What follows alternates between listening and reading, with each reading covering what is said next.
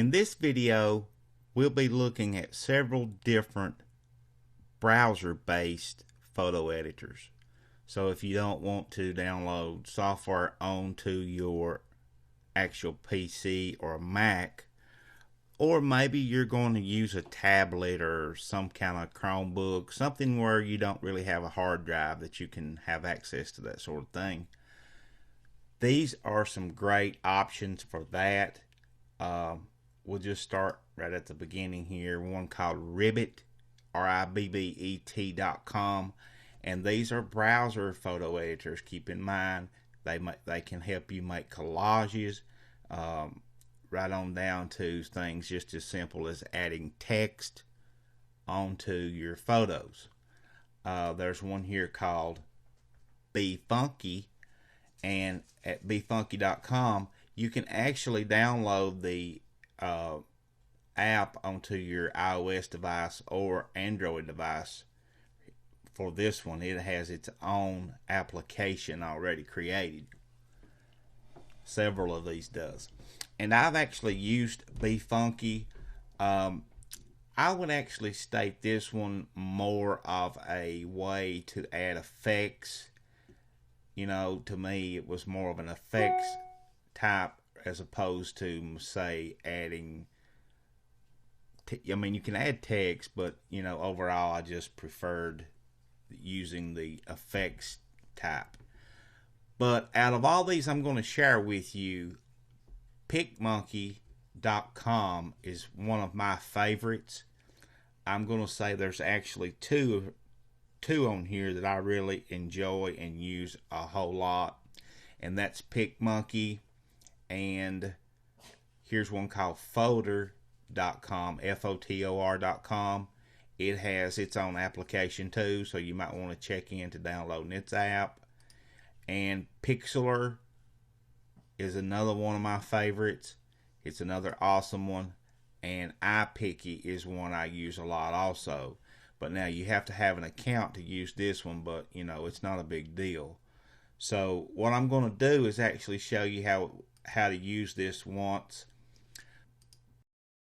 And what we're going to do here is, rather than me sign in, we're going to just edit for free. So what you'll do is, you can, if you want to create an account later, you can. So you're going to have to open an actual, we'll use this one here. All we're going to do really is add some text and that sort of thing. So we'll click on the little T here for text, and it'll pull up all different kinds of fonts. I usually use the Chunk 5 or the Ultra, and we're going to hit add text, and you see we get our text box right here. And all I'm going to do with this is just type in the word iPhone Captain, and all you have to do to increase and decrease is just move this up right here, and you can drag it and move it around. You can drag the corners of it here to add size to it.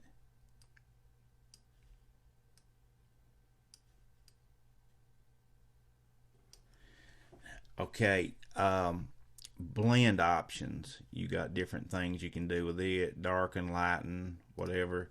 We'll just leave it like that. And if you wanted to center it, you could hit center or align left, right.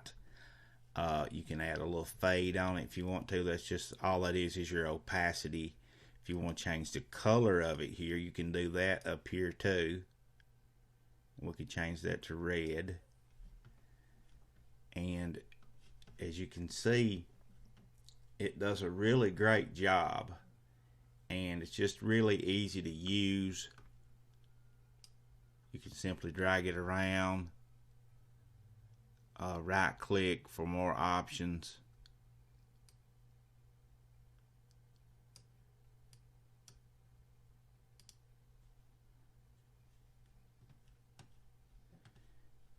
and it just up here at the top, you see it put it in there that quick.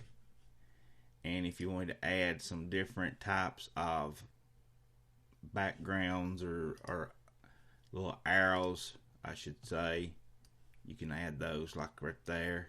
And we're not trying to make anything. I'm just showing you how you can use these. And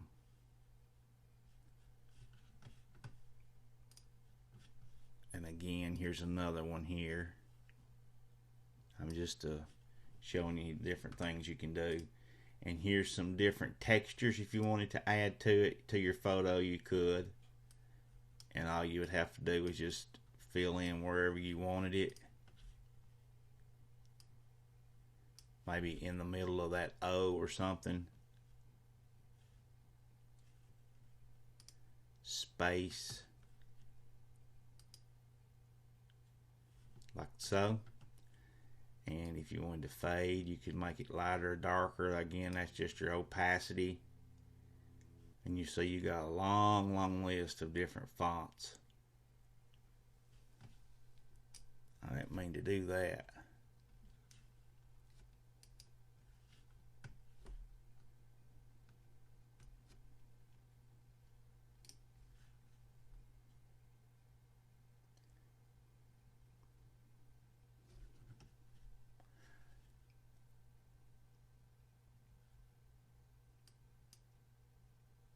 Now, to save that, you just save it. I'm just going to call it Blogging 101 JPEG.